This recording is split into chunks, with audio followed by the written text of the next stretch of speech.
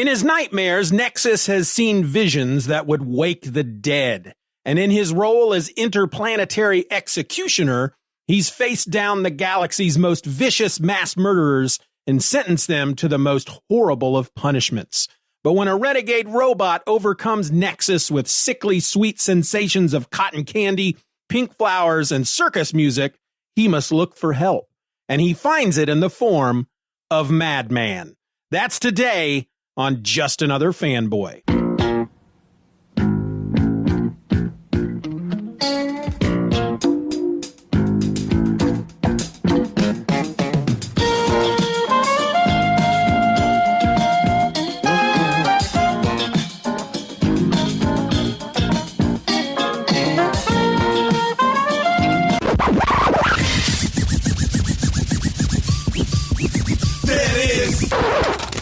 I apologise for that. I think you'll find this a bit more interesting.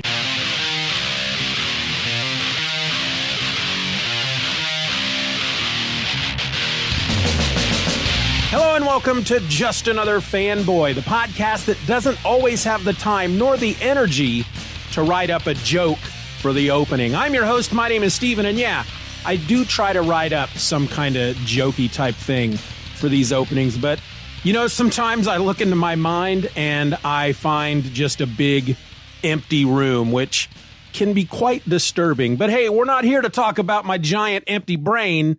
No, let's talk about Madman. Should we? Probably. Otherwise, what are we doing here? Right, folks? Anyway, today we're looking at Nexus Meets Madman #1. This was a one-shot that was published by Dark Horse on May 22nd, 1996, and it had a cover price of $2.95. It was written by Mike Barron, plots by Mike Allred. The artist was Steve Rude. The letterer was Willie Schubert, and the colorist was Paul Mounts. All right. Well, okay. I'm trying to, I guess I'm trying to find a diplomatic way to tell you all that I didn't care for this issue all that much. And I feel like I need to say that right up front, because that is going to affect, I guess, how I talk about it and the amount of time I spend talking about it. And of course we will, and we'll get into why I didn't care for it too much. But before we do, I feel like I need to talk a bit about Nexus, because this is not a Madman comic per se, though it's in the Madman Library Edition Volume 2. It is a Nexus comic that features Madman. He's crossing over into the book, but it's a Nexus book. I don't know a lot about Nexus, and I looked up some information, and I'm going to give you some info here from the Wikipedia, but I'm not going to give you much, just to kind of give you an idea of what we're talking about here. The lead character in Nexus is named Horatio Hellpop. It's set in the future, 24 something or other. I don't remember. It says it in the book. We'll probably get to it when I'm looking through the pages.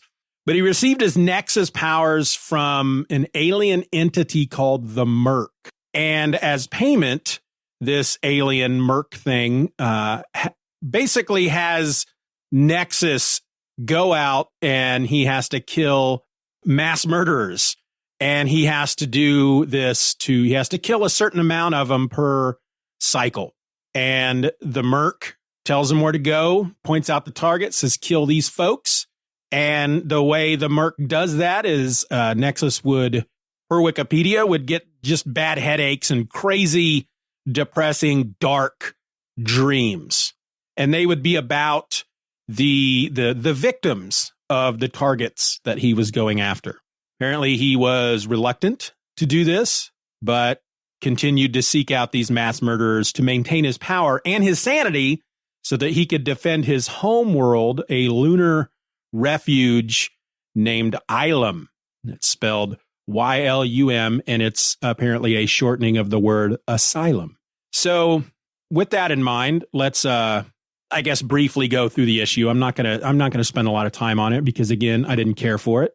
But we're in Ilum. It's again, like I said, in the future, we've got this character by the name of Vooper, who is a merchant and looks a bit Well, almost exactly like Ross Perot, if you remember that guy. He was the Dana Carvey used to do him on Saturday Night Live. Can I finish? Can I finish? Can I finish? Can I finish? That's Ross Perot. Can I finish? So, of course, when I read this guy's dialogue, I read it like Ross Perot. Just look here at this fine gadget. We could make 1 billion of them some bitches, flood Andromeda with them before they know Ace from Tally. He's talking about Madman. He's in some area, I guess, underground, possibly. I don't remember, in Ilum, where there is buried a lot of ancient, antique crap. And this guy is a merchant, so he collects this stuff or steals it, however you want to look at it, and then turns around and sells it. This is in 2496. That's the year. And he runs across a Madman action figure. It's like the size of one of those old Mego action figures or the size of a Barbie doll. And he takes that up. He takes it. It's his now. And then he runs across this little device that's about as big as a Zippo cigarette lighter. He doesn't quite know what it is. And he's got this little compartment in this modified golf cart looking thing that has a drill and a big bulldozer scoop and stuff like that on it. Anyway, he throws it into a compartment that tells him approximately how old it is. And he then takes it and tries to open it up. And it turns into a robot. The robot calls itself your Microsoft actualized, vertical, integrated, synergistic, digitized, articulated, variable iridium servant, or Mavis Davis is, I guess, what all that stands for. And once this little robot tells Vooper what it is and tells Vooper that it is ready to undertake any and all household duties, we then switch scenes where we're somewhere on the surface of Ilum.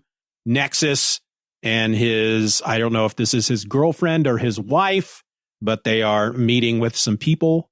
I don't know if they're dignitaries. I don't know. They're showing him around. And this robot now is a giant robot, and it comes busting up through the floor, and Nexus goes after it because it's causing a lot of destruction. And the thing turns to Nexus as he is flying up to the robot, and it hits him with some eye beams, and then promptly turns into a bus or a future bus. And it's very kind of cartoony. It's got the windshield looks like eyeballs, and the grill looks like a big smiley face. It's very kind of Looney Toony, and it goes speeding away. They learn at that point that it was Vooper who found this thing, and somehow it's really kind of unclear. He tells them that he found this thing near the Madman, which was the action figure. And so Nexus demands to see this Madman action figure because they were found in proximity of each other, then Madman obviously has something to do with the robot. And so they decide to pull Madman from the past into their present, 2496. But they do it by way of some kind of weird mystical seance. Madman is pulled into their present, his future, and then they kind of team up to take down this robot. That's pretty much it. Good Lord, I'm having a hard time just really focusing my thoughts because I'm trying to decide how I want to explain why I didn't care for this issue too much. I think ultimately because it was a very zany madcap adventure, which I think I did enjoy the first time I read this back in 96. I didn't care for it too much now. One of the reasons is because of this memory of seeking out Nexus comics after I read this, because the issue was like an episode of the Looney Tunes. And I'll be talking about, I'll go through and point out various things that were zany and madcap, but I assumed that Nexus, the main title or the main series, or there's a bunch of mini series actually, I just assumed that Nexus was a zany madcap comic as well. And so there actually was the following month that this issue came out, there was a new 4-issue miniseries called Nexus Executioner's Song that was published by Dark Horse. And I remember I got all 4 of those issues. And I seem to remember that the 4 issues were rather dark. They were not zany madcap types of things. I know that they're kind of a pulpy sci-fi type stuff. And it wasn't anything like what we got in this Nexus meets Madman. So that kind of put me off. Why make a zany madcap adventure of a one shot when that's not the way Nexus comics are? Or at least that's my memory. I haven't looked at a Nexus comic since 96, but I know that I got those 4 issues and I didn't enjoy them because I could only assume because they were in tone, nothing like this one shot. And as I'm thinking back on that now, I'm asking myself, why would somebody do that? Why would Baron and Rude create this one shot that was a completely different tone than the rest of the books? And again, I may be completely wrong. Maybe that 4-issue mini was, I don't know, maybe I'm just remembering everything wrong, but my memory sucks. I know that. You all know that, but this is the feeling that my memories are giving me, that Nexus was not like a frickin' Looney Tunes episode in general. And so I can only assume that the reason why they would do this for this one shot is simply because Madman's in it. And I say that only because the Madman that is in this issue is portrayed as a very over-the-top, wacky kind of guy. And again, I may have enjoyed that back in 96, but I didn't like it at all now. It didn't feel like Frank in any way. And Allred may have provided the plots, but as far as the scripting and all, all that would have been done by Baron. And it's a lot of that makes me dislike Frank. It felt like, it felt to me like, and I'm just pulling this out of my butt. I don't know. I'm just guessing. Didn't look anything up, but the way it felt to me was that Mike Baron had never really read any Madman before this issue and went out and read a couple of them, saw that Madman used the word Ginchy once or twice, and that he used the phrase, "What's the skinny?"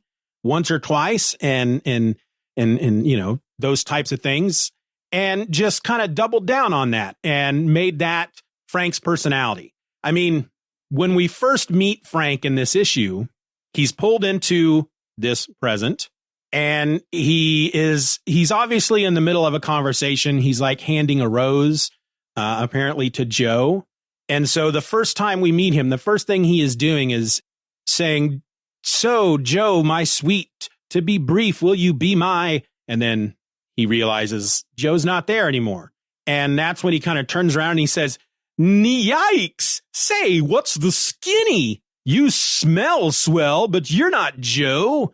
He's directing that towards Horatio's wife or girlfriend or whatever. And there's just a lot of instances in this book where Frank is he's not Frank. If you've read the Madman comics, he can be silly. He can be the type of guy that seems like somebody you wouldn't want to take seriously. I mean, he wears a freaking costume at all times, but it's because he is self-conscious about the fact that he is an undead person whose skin is all gray and blue and scarred up and all that junk.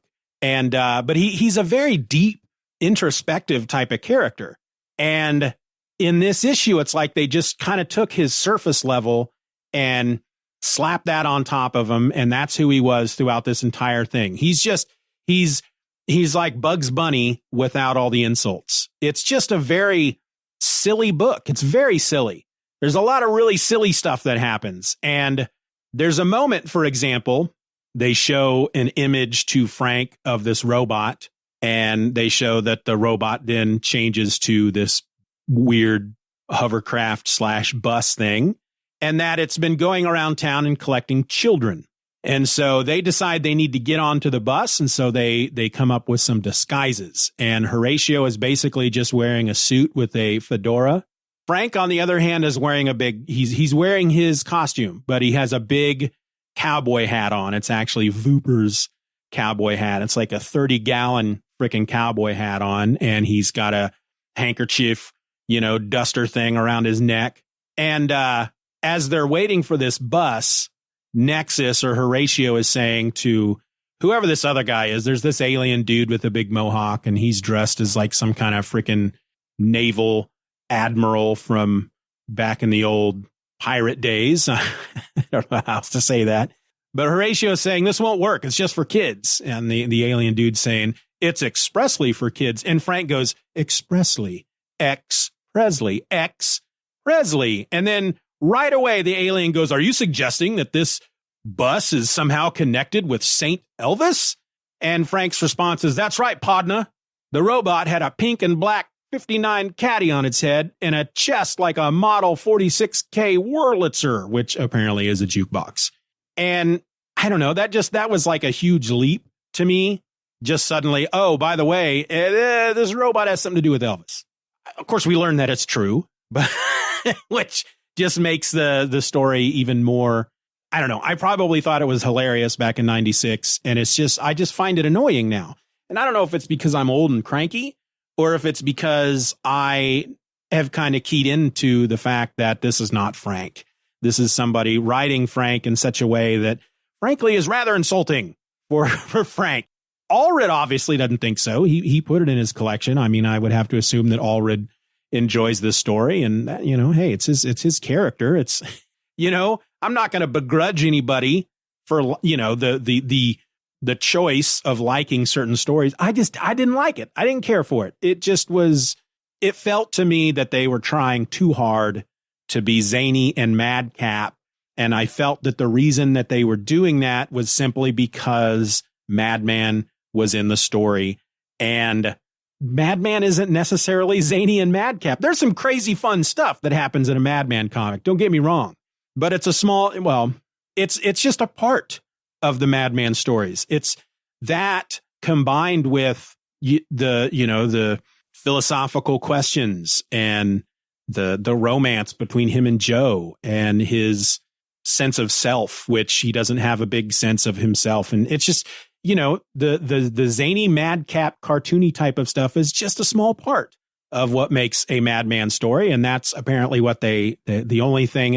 Again, I feel like the writer here just read a couple of Madman issues and the only thing that he pulled from it was that Madman is just this crazy, silly cartoon character who says, what's the skinny? And hey, this is Ginchy.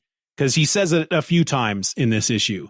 He is at one point, they have some kind of weird teleportation device that teleports him inside this robot. And the inside is bigger than the outside. It's like a freaking TARDIS in there. And there's a big carnival and there's all these kids having fun. And Frank's reaction is to ask somebody, gee whiz, what's the skinny on this place? It annoys me. It just annoys me. So we learn that I don't know. I kind of want to wrap this up. We learn that the robot does have something to do with Elvis. Elvis, apparently was the kind of celebrity, according to this, that, was the eternal child. And the way they described Elvis in that fashion, I thought, well, that sounds more like Michael Jackson to me. And the theory here is that this robot was created by Elvis, I guess, to continue on with making fun places for children to go.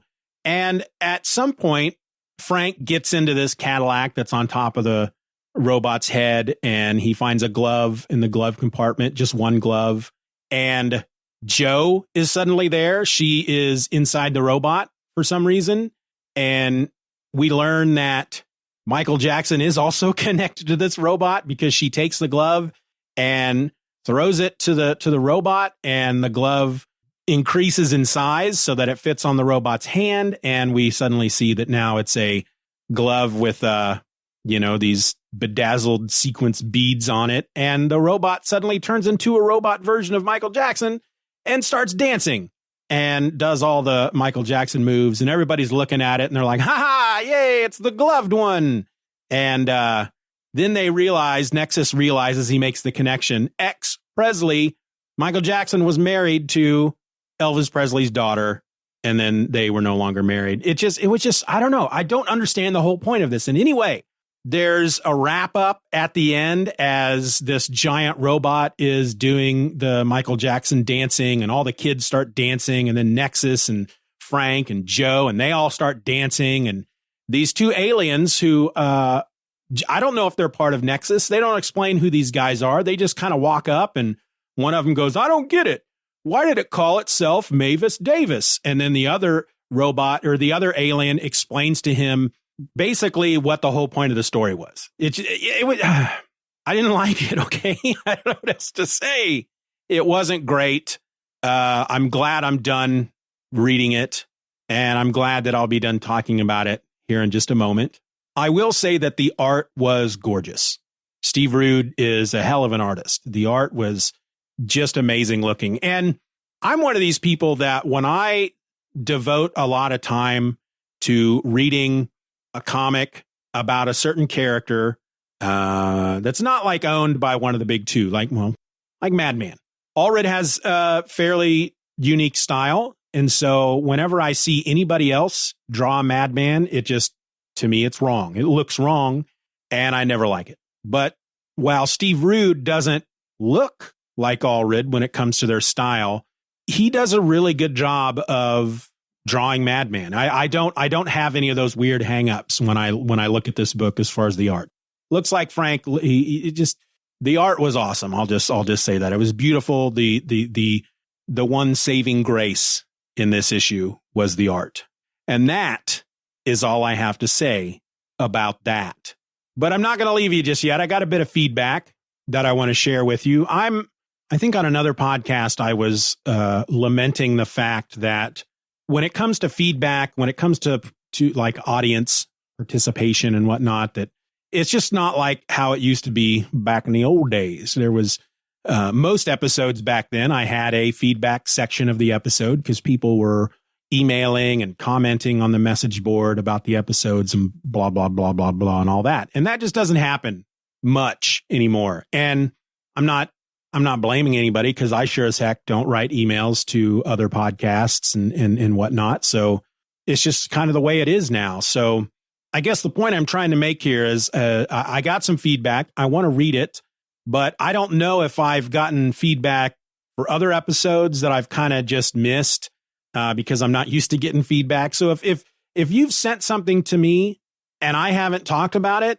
let me know, because I don't want to exclude anybody. But this comes from Twitter in response to episode number 308, in which we talked about Madman Part 16.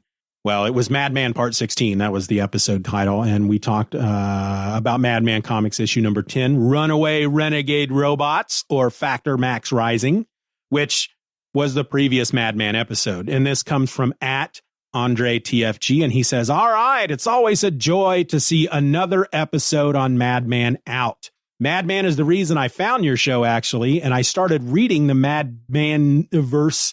Hard for me to say. That's it's the Madmaniverse Library. That's what they're called, but I call them the Madman Universe Library. Anyway, I started reading the Madmaniverse Library because of your recent episodes, so the circle is now complete. So thank you, @AndreTFG. I did respond to them on Twitter, so this isn't something that they are going to hear for the first time, but it always makes me feel just really gosh darn good to know that somebody is reading these issues right along with the podcast. I think that's pretty cool. And with that in mind, next week, we're going to be getting back to the main title. We're going to look at Madman Comics number 11. So if you haven't read it yet, now's the time, folks. Until then, my name is Steven, and I'm just another fanboy. Be nice to each other, please. The Just Another Fanboy podcast is a Stephen or Else production. Questions and comments can be directed to justanotherfanboy@gmail.com. You can find me on Twitter and Instagram by searching for @Stephen or Else, and then come join in on all the fun at the Just Another Fanboy message boards at forum.justanotherfanboy.com. You can support the show for as little as $1 a month over at the Patreon by going to patreon.com/StephenROr, and in return, I am going to do my very very best to get you and your fellow patrons episodes just like this one before anybody else. I also encourage you to rate the show wherever available and share this episode with a friend. All links will be in the show notes.